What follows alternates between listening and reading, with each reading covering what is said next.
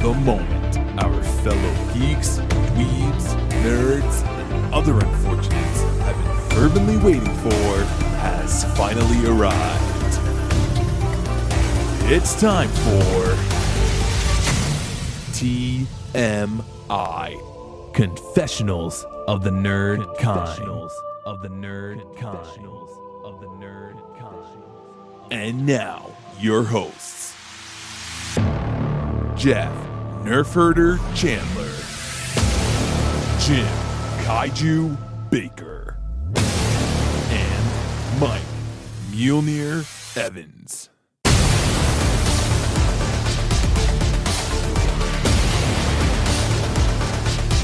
And now, let's get on with the show.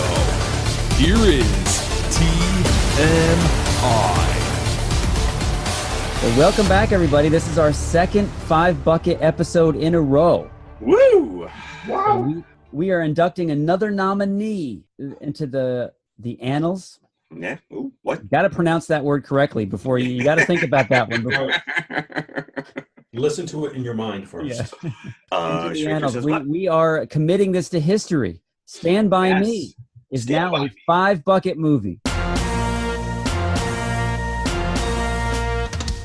Damn straight. And I've said it before and I'll say it again. If you don't agree, fight me. We should have a page on our website with the 5-bucket list, right? So everybody knows what we've put in there, like a Hall of Fame. Well, what have we done so far? Somebody asked us that yesterday. For 5-bucket, we did Star Wars, A New Hope. Back to the Future. Empire Strikes Back. We did Winter Soldier. Stand By Me, and we did Groundhog Day. If you don't forget that one, we did. That was buried in our 2-episode with our Return of the Jedi episode. Jack Hammer. Yeah. Which Return of the Jedi, not a 5-bucket. And then we could even, because the rule is that at least 2 of us have to concur that this is a 5-bucket movie, and on this one, all 3 of us did. Yes, absolutely. And after rewatching it the other day, Still 5 buckets. Yep. So, okay, Stand By Me, released August 8th of 1986 on a minuscule $8 million budget, and it made $52.3 million at the box office. Woo! So it was a runaway hit. Runaway Train. Nice one. Now, this was filmed, obviously you need to film this in the summer because that's when this takes place. So it was filmed over a year before its release in the summer of 1985. Same summer, by the way, that Stranger Things 3 takes place, although the characters don't meet up.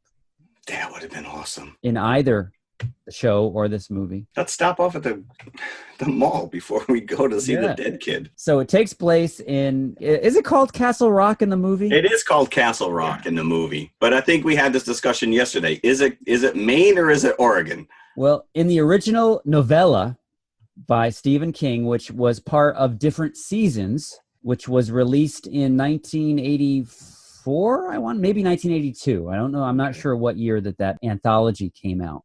But it was called The Body, and it was firmly in Maine. Well, every story King ever writes is in Maine. Exactly, yes. So. But in this, maybe for the purposes of budget or what have you, maybe for the scenery, they chose to film this in Oregon, so it is now Castle Rock, Oregon. But is Oregon ever mentioned? I'm a little confused because I watched the audio commentary with Rob Reiner, the director, and he kept referring to it as Oregon. So, but that was why I was like, is this really the first King story to not take place in Maine? If you're saying in the novella it was Maine, then I would have to assume that they're implying that it's Maine. Right. So now the actual town is called Brownsville, Oregon, and you can actually go there. A lot of these sets were real-life places, so you can go and take a Stand By Me tour if you'd like in Brownsville, Oregon. Can we outrun the train? I don't know if you'd want to outrun the train. I think that trellis is still there. Well, we'll get into that because very interestingly enough, not everything is as it appeared to be. Oh, okay. So now the community of Brownsville embraced this movie so much that they've named every July 23rd Stand By Me Day. Really? Yes.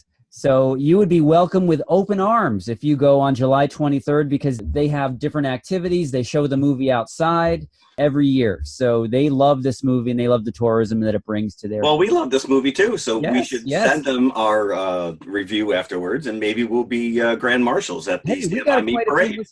We got quite a few listeners already in Oregon. So maybe there's somebody in Brownsville that's listening. I am all on board. Let's go. Road trip. Have you guys read the story, The Body? No. No. Okay, now I, as a kid, was a huge Stephen King fan thanks to my dad. He introduced me to all this stuff. Some questionably, maybe. I don't know who else would show a 12-year-old kid the Texas Chainsaw Massacre, but that's an aside. Now, Jeff, I know that you've read some Stephen King, right? Yes. Oh, yeah. Oh, Christine and Pet Sematary. Pet Sematary scared the living crap out of me. Yeah, To the point where I had to put that book. I loved Christine. Yeah. It wasn't as scary, but Pet Sematary just freaked me out. Yeah, Christine was my personal favorite. Christine was my personal. Okay. Yeah, I read every Stephen King release, usually right after it came out. Different Seasons was no different. The Body was always my favorite story from that anthology.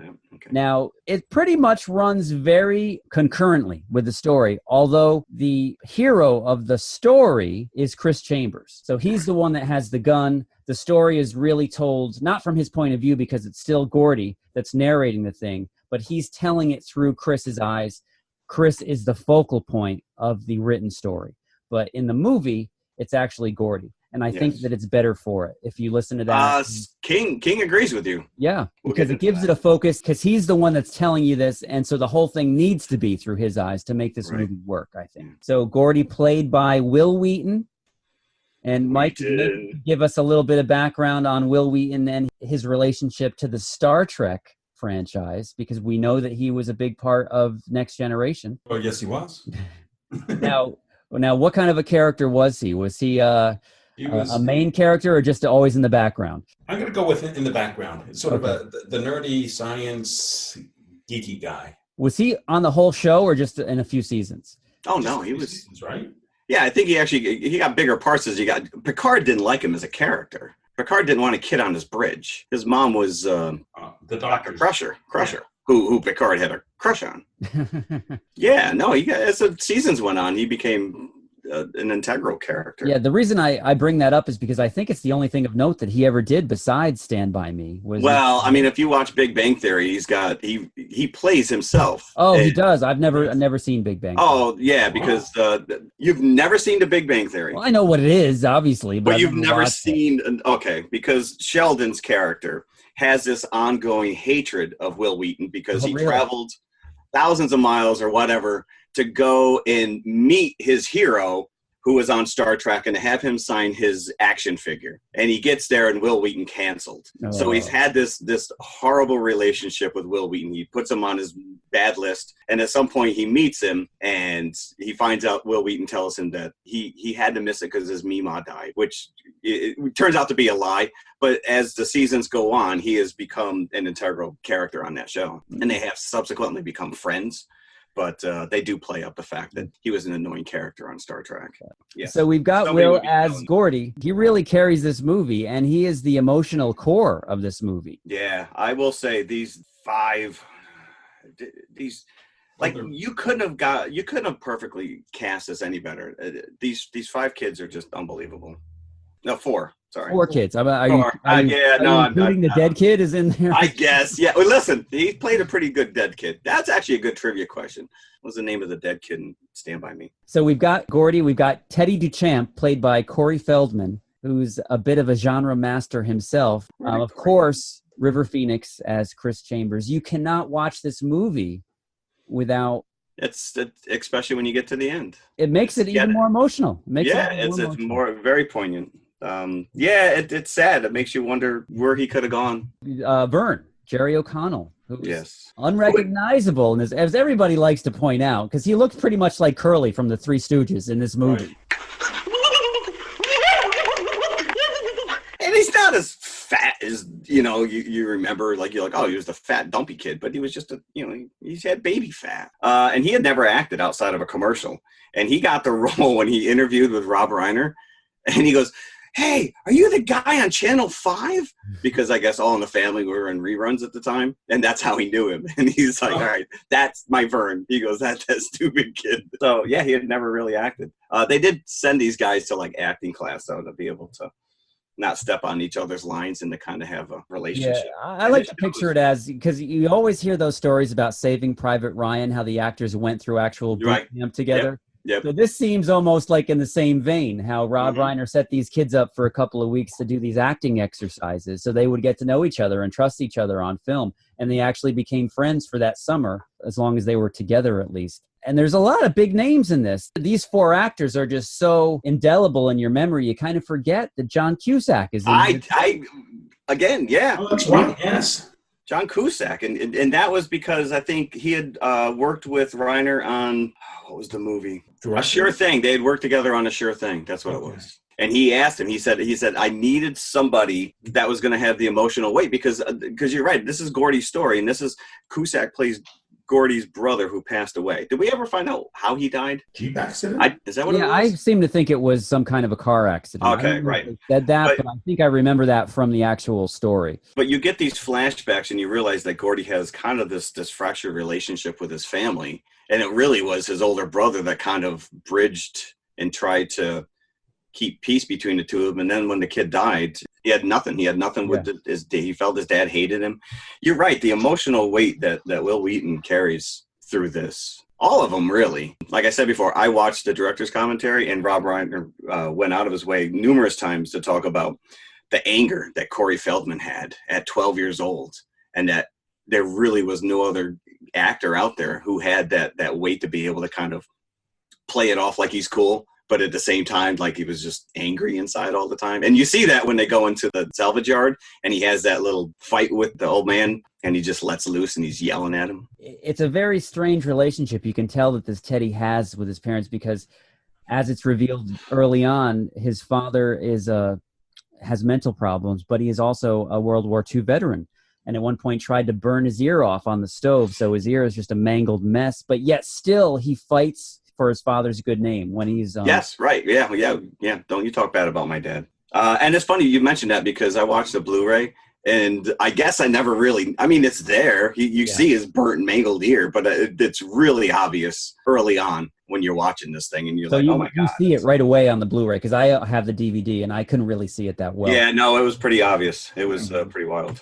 But yeah, so the main setup here is there's been a missing kid in the area that nobody's been able to find, and everybody's assuming that he's dead. Some of the older brothers of the main 4 kids, who are all about 12 years old here, they're in a gang of hoods that's led by Ace, Kiefer Sutherland. Who's just a badass at being a badass. He is, and it's very much like the River Bottom Nightmare Band from... yeah. That's a great analogy. So Ace is like Chuck from Emmett Otter. It's like, I'm not hungry, I'm hungry. So they all do what Ace says. So a couple of the members of this gang, one of them is Vern's brother. He's under the porch. He's digging for his pennies that he's put in a mayonnaise jar. And then can't find and he's buried, and he can't find him. So what's great about this scene is you see Vern, and there's a million holes under the porch, and he still can't find his pennies. And he's listening to the conversation that his brother's having with his little hood friend up above him about them finding this body after they've boosted a car way out on the train tracks miles away. So they're afraid if they tell anybody that they're going to get in trouble for boosting the car. So they want to keep it a secret between them. And as Vern is trying to listen to them, he's following them under the porch as they're walking around on the porch. And one of them knocks dirt down, and he does a little boop, boop, boop, boop, curly thing to try to get and he already looks like Curly. So that must be a direct reference from Rob Reiner to tell this kid to do that. Do a little thing with your hands about, to get the dirt out of your hair. So that's the setup. Is now Vern tells his 3 friends in their treehouse that he knows where Ray Brower is. And this is the name of the kid that's dead. Yeah, Ray Brower. So he knows where the body is. So they want to go on this 2-day trek along the train tracks, get to the body, find it, and then take claim for finding them, and then they'll be heroes. So that's the point of this movie. It's now a road trip across the wilderness. It's like a nostalgic, just like Stranger Things was nostalgic for us to watch as 80s kids. Imagine what it must have been for somebody that grew up in the 60s. Yeah, this movie in the 80s. It must just have been a wonderful, a tearful experience. And I think it speaks to generations and upon generations. You don't need to have grown up in the 60s to get No, and I think when you see, I agree with you on that. Universally, it doesn't matter where it takes place or when it takes place. It's all about the relationship of these kids. And the one thing we didn't talk about is the fact that it's all the voiceover by Richard Dreyfuss. He's older Gordie writing this story about this adventure. Right. So he's playing Stephen King, basically. Yeah, basically. Yeah. Because you listen to King, and there's some serious moments in here that are very autobiographical to him. I guess the whole leech scene really happened to him. Rob Reiner poured a lot of his self into this as well. He felt neglected by his father, who's Carl Reiner, who's a director as well. So he felt like he was. Yeah, no, and he would talk about this a lot, which he would write these scenes like the day before they filmed them. Even though they were pulling, you said it was pretty true to the novella, he specifically was putting a lot of his own. All the musical is all stuff that he loved as a kid at that age. He was that age. You know, this takes place in 1959. Again, very autobiographical, but it doesn't matter that it took place in 59 because it does speak to relationships and memories we have. Yeah, I think that question of what is Goofy is universal. Right, it's universal. Every generation have asked themselves that. Yeah.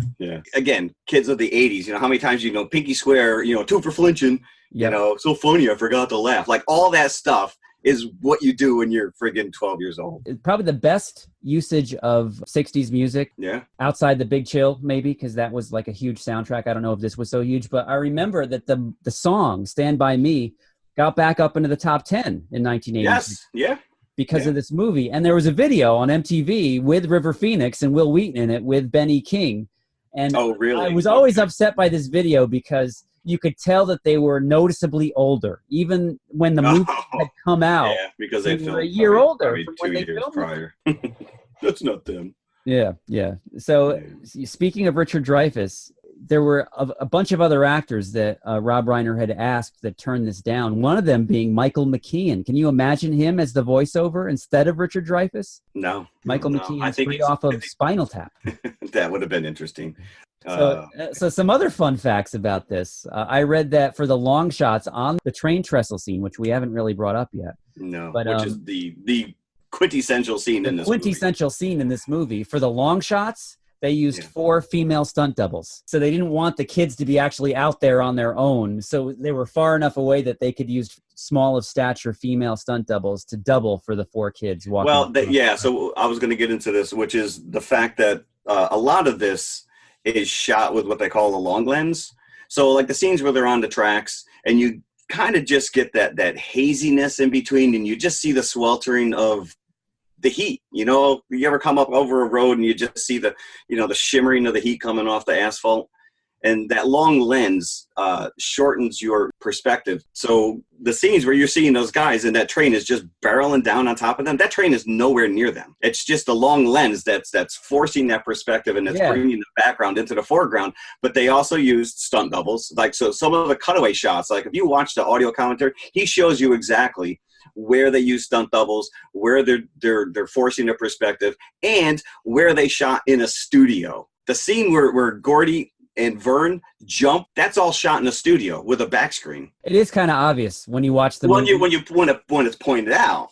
But scene. No, even when it's not, though, it does. I thought to myself when that scene happened, that's like definitely Alfred Hitchcock Birds, like rear projection stuff going on here. But it's the whole scene is just so well put together and it's just intense. It is. You heard the commentary, so I know that he told the story, what Rob Reiner did to get these kids to get the performance out of them. Did he go over that in the commentary? I want to hear what you have to say because I don't know if They filmed it a couple of takes with Gordie and Vern running to get away from the train, and he didn't think that they were scared enough. Rob Reiner didn't see the fear in their eyes. So after a couple of takes, he went off on them. He yelled at them. It's like, you're wasting these people's time. Everybody, you're wasting my money on this movie. I don't think I picked the right actors. And he's no, that never came up in the commentary. And Will Wheaton was like, he's like, okay, I knew what he was doing because I'm an actor. He was trying to get this out of me, but it still upset me because he was so nice to us before this. He's a jerk. But Vern didn't know the kid, Jerry O'Connell's like, he's crying because he's thinking that he is going to get fired. He didn't know that this is a method thing that Rob Reiner is laying on him. And as soon as Rob Reiner saw that Vern was crying, he's like, action, go, now. Oh. So, wow. Well, those were real tears, and it's because they're not he was afraid he was going to lose his job. I brought the comb. That leads right up to, and we've milked this for all it's worth on many episodes of TMI, but the Lardass Hogan story that Gordie shares with his friends to entertain them around the campfire, the one night that they spend out in the wilderness. And it's just a classic. And anybody that's listened to the show knows that I use the bada boom of the Benevolent Order of Elks, I think that they... Yes. Everybody in that town's a jerk. Yeah, all the grand poobahs in the benevolent order of Elks. Boom, baba, boom, baba. Boom, baba, boom, baba, boom.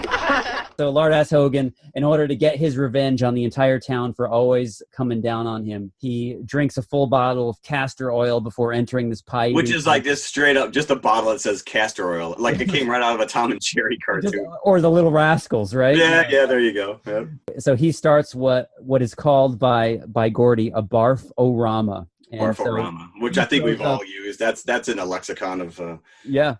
All of our. He throws up and starts everybody else throwing up. Now, some fun facts about this scene. I don't know if you guys remember from the late 80s, early 90s on MTV, but future VJ Kevin Seal can be seen in that. Actually, has a line, says, "Hey, Lardass, how was your trip?" He's that kid in the audience, so that's auspicious. Auspicious. And then when they come out of the story, when they're around the fire, Vern has that classic line, "One thing I don't understand, did he pay to enter the contest?" Right. And then, of course, you got, what's his name? He's like, and then what happened? What do you mean what happened? I don't know. I guess he went home and celebrated. No, that's a horrible ending, Teddy. So and then at some point, Vern says, "Oh, yeah, my cousin's like that." Talking about Lardass, that he's got a hypoid gland or something, and obviously now we think, I didn't even think that was funny when I saw that as a kid in the theater, right. But now I know that he's trying to say hyperthyroid or, hyperthyroid, right. Do you think that kid was really that fat though? I think it had to have been like a no, like it was padding. Definitely, padding. you could tell he was. It was just too cumbersome looking, like yeah. But that's when he's eating and you start to get that guttural gurgle sound coming up from his belly. Like it's so iconic and it's just like horrible. It's like a train wreck just waiting to happen. But how come the people in the audience are all puking blueberries? Yeah, it's like not like they were eating the pies, right? No, it wasn't like regular puke. They all were puking up blueberries. Yeah. They just it's like that scene in Witches of Eastwick where the girl pukes up all the cherries. It was the same vomit mix that everybody had to vomit out, right? Yeah. And it just goes to show how put upon Lard-ass Hogan was. Even the mayor, whenever he's telling the crowd to calm down, he's laughing under his breath at every joke. Don't pay any attention to those fools, Lardass. It's Davey. Yeah, horrible. Yeah, you could never make a movie. The kids are smoking, which are not real, by the way. They were they're lettuce leaves that they were smoking. Oh, even Corey Feldman himself wasn't smoking? Yeah, no, I don't think they could let him smoke on screen. Yeah, but that between the train sequence and then that lard-ass story are like the two scenes that just stick with you in this entire movie that are just like... Now, there is a scene I never understood, even as a kid, towards the end. After the lard-ass story, and it's the next morning, and everybody's still asleep, and Will Wheaton's reading his comic book on the train tracks, and the deer comes up. The voiceover says, Richard Dreyfuss says, "I've never spoken of this to anybody until now." That's the one thing I kept to myself, he says. And I'm like, well, who cares? Who cares if you do? I don't know. I just Gordie, I guess that's a character. What's that? It was like a special moment. Yeah, that's what I took, which was, this kid is going through all these issues. And the one thing, his relationship with Chris is really the heart of this movie. Because you find, there's a whole backstory with Chris, and Gordie's dad calls him a thief. And you find out, he breaks down. He tells a story that his teacher basically lied and claimed that he stole something and he didn't. So, he's like, the teacher screwed him over. He's like, I can't even trust an adult. But yeah, I guess the deer scene was just a special moment that he just held to himself. Now, and this deer has the largest nose that I've ever seen on a deer. It's like the Jimmy Durante of deer. It's like, what a beauty. But that camp scene afterwards, where they're all just hanging around and they're just riffing, and that's when they get into wagon train. Like wagon trains, like these are the conversations we would have. But yeah, but we're talking about Battlestar Galactica. But he's like, did you ever notice they never go anywhere? They just keep wagon training. Like you said, the goofy references and all the other stuff. That's a great moment, and that whole scene is shot indoors. Really? That's a soundstage. That whole I wonder if they used the legend sounds. No, it had burned down by that. Oh, man, that would be all right. All of a sudden, the unicorn runs through the background. Yeah. Oh, and you look out for Spriggan and Banshee, my girl. These woods be thick with them. So that's the next morning, and then they come upon the body of Ray Brower. Now, from looking at some of the featurettes, they wanted to keep this away from the kids. They didn't let them see the body until they were filming this. Now, this leads to the question, is this a dummy? Or is this an actual kid actor? I don't know. Did he get credit? I don't know. As Ray Brower? I didn't look at the end credits. It looked like a real kid to me. It sure did. I'm always amazed when somebody can play dead. So if Rob Reiner is keeping this from them, like, is this kid laying there for the whole shoot? Stay in that position. They're not here yet. Not ready yet. Yeah, it's not like the pirate ship in Goonies. You're going to hide it from them. Yeah. There's a great backstory to that whole scene where they come upon the body, which was, so if you notice, they said it was a 60-day shoot, and it was the beautiful weather every day. They said, because it only takes place over 2 days, so you need your weather to be consistent. But in that scene, Reiner wanted the tension to kind of ramp up, so they went out of their way and they brought in like hundreds of these wind machines to stir up the trees. So when they come off the tracks and they're coming down to the body, the trees are all waving back and forth. And they even went to the extent of running filaments to some of the branches. So you have, crew members off screen pulling the branches to give this illusion that the kind of like nature itself is a little unsettled. As they're filming, the kids are coming down. Someone over the bullhorn yells out, "Carol, yank your bush." And it's not production for a half hour. Because everybody just lost it. And I'm like, that's such a great story. The tragedy of this, not only Ray Brower being dead, but Ace and his gang show up at the exact same time that the kids find Ray Brower, because as the movie progresses, you find out that they can't keep their secret. So Ace finds out about the body, and they want to claim it as their own.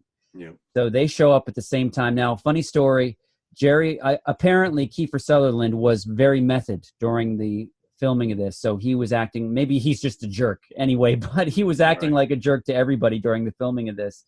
And Jerry O'Connell was terrified of Kiefer Sutherland, terrified of him. They would avoid him at all costs.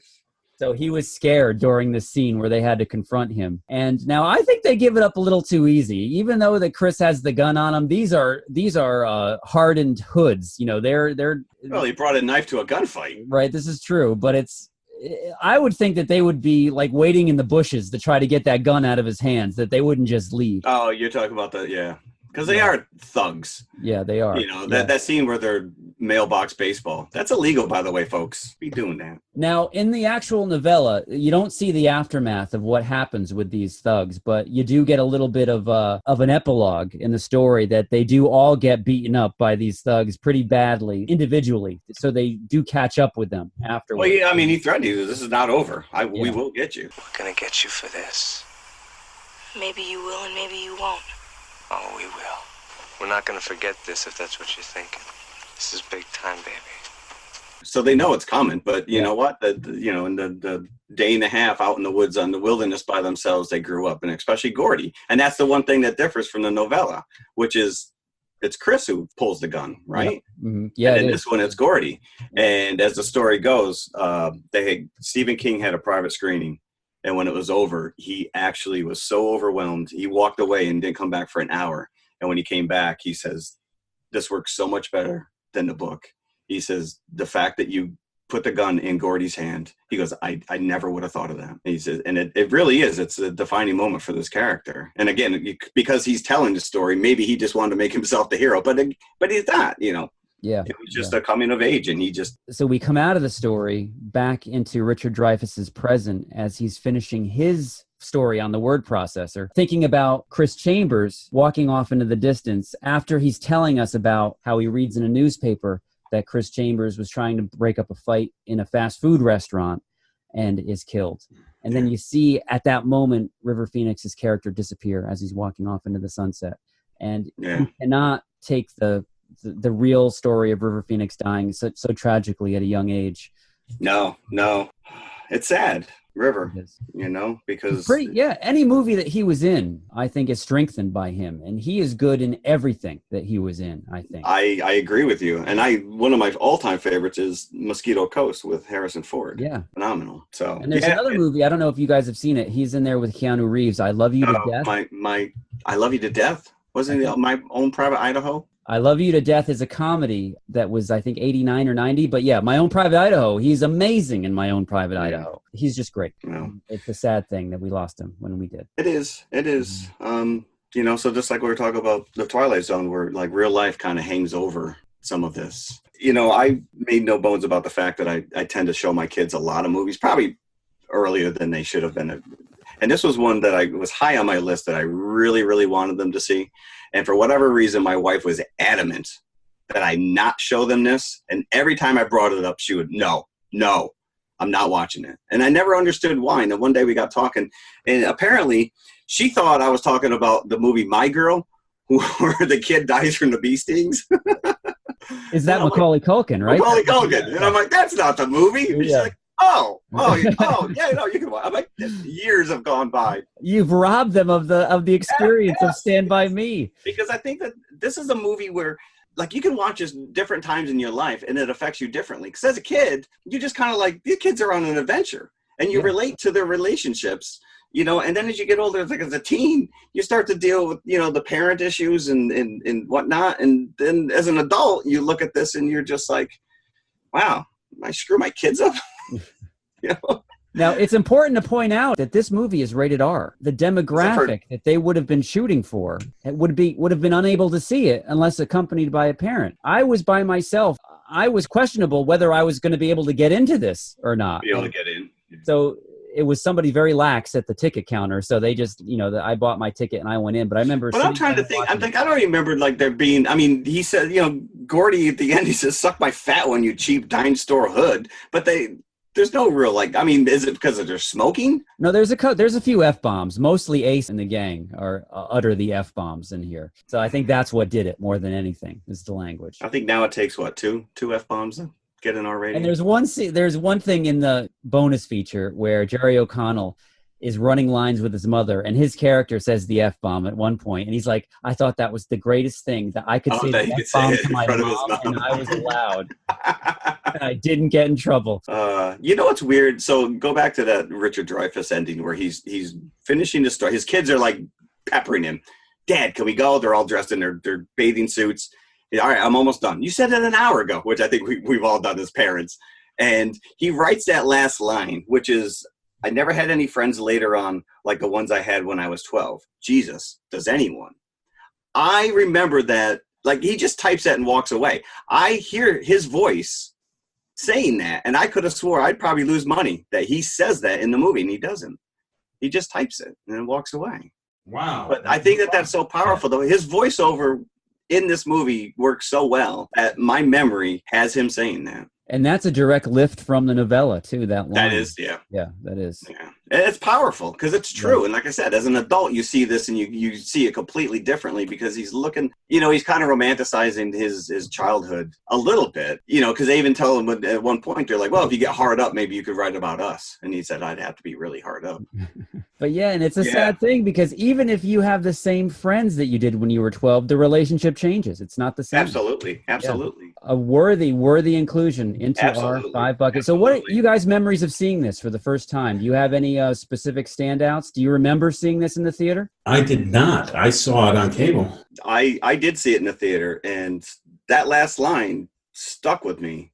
A lot of the times when the kids are just walking on the train tracks and singing the songs, like that's the kind of stuff. I mean, I grew up rural. We had train tracks. Obviously, I never stumbled across a dead body or was chased by a train, but I can relate to the fact that just you can go out in the woods and be lost for 2 days and nobody really seemed to care. So yeah, and it's it's not exactly urban around here either. Even though we are in the heart of Dutchess County, there are lots of rural places to get away to here. And I remember a friend of mine and we would take our action figures, and I cannot, I kick myself for doing this, but this is what I did with action figures. We'd take them out, we'd shoot them with BB guns. Yeah, right. Yep. And we would put them on the train tracks and then let them run over. Oh, you never did run over. We'd wait for the train to come, and then they would be. Nice. There goes my this blue snaggletooth, my double telescoping Luke Skywalker. Mint out of the box. Yeah. I seem to remember a few Mutant Ninja Turtles as well when they first. We had got our hands on those, and what the shell were you thinking? Yeah, but I remember seeing this, like I just said, by myself because I knew the novel, loved the novel, right? Different seasons, and loved the movie. Absolutely loved it. It was one of these things where I didn't see it with an adult, so. my ticket counter must have been pretty lax as well. Yeah. Let me in. And again, like I said before, it did make a cultural impact. Stand By Me, I think, made it to number 9 from what I was reading, doing research for this show on the Billboard Top 10 in the summer or early fall of 1986. And it's funny because Reiner mentions the fact that song was always attached to this movie, but it was called The Body for the longest time before they decided to change it to Stand By Me. Yeah, and I think the quote is that people would either think it was a porno or a Stephen King horror movie. So they had to change Gotcha, yeah. And Stand By Me was the least unpopular choice. So that's what they But it says everything about these characters, and especially Gordie and Chris. It does. It does. Know? Yeah. No, it is a $5 worthy movie. It really is. It hits you in all the right feels. So let's hit that fanfare, and it is included officially now on the TMI 5 bucket list. Yes, and if you've never seen it or haven't seen it in a while, highly recommend it. Go back, revisit. So there's another one in the can, gentlemen. So next week we will be back with a contemporary film, and I'm so excited. I've been following their comic strip for so long. Calvin and Hobbes. They finally come out with a Calvin and Hobbes movie. Animated or You guys don't get the joke? Silence, really? I get crickets on that? Hobbs and Mike's Shaw. excited. Hobbs and Shaw. We're Mike's excited. There you go. Now the light bulb goes off, right? Listen, if a cartoon with a tiger shows up, I would be ecstatic. Yeah. This looks about as cartoony as you're going to get. This is bordered on slapstick. I could probably say I've only seen maybe 1 or 2 of the Fast and Furious movies. I've seen none. I've seen 0. Zilch. All right, so we're gonna get none of the references. A major character is gonna show up. The audience is gonna go nuts and be like, "Who?" Yeah, this is like a splinter film off of the main storyline of Fast and Furious. So I don't think you really need the other movies. I would like to think that we could go in fresh, and it does look like a fun summer movie. Yeah, what are we pairing this up with? Jeff, you rediscovered a 90s classic recently, and so I think that you should announce what our classic... I don't remember what it was. Air Force One, that's right. Air Force One. Mike and I have already done our homeworks. Air Force One will be our classic feature next week, teamed up with Calvin and Hobbes. So... Let's just refer to them as Calvin and Hobbes the entire... Yeah, let's do it. I think that's what they should call this movie, is Calvin and Hobbes. Yeah. I wonder if they had to fight over Shaw and Hobbes or Hobbes and Shaw. Probably did focus groups. Oh, like to see who came first in the title. Yeah. Is Hobbes, which one is which? I don't know. I don't even know which one's The Rock and which one is Yeah, I don't know. We'll know. We'll know next week. I guess we will. Hopefully. I'm gonna guess that The Rock took time. So if you enjoyed this 5 bucket episode and you are adamant that you have a 5 bucket that you think should be on our list, please email us at tmipodcast2018@gmail.com. That's tmipodcast2018@gmail.com. So another Looking one. Forward to hearing from you. Another wonderful hour spent with my friends here at TMI. All right, gentlemen. Oh, goodbye. All right. Bye. Bye-bye. Run roll! Hey, lard ass! Chow down, wide load! Go!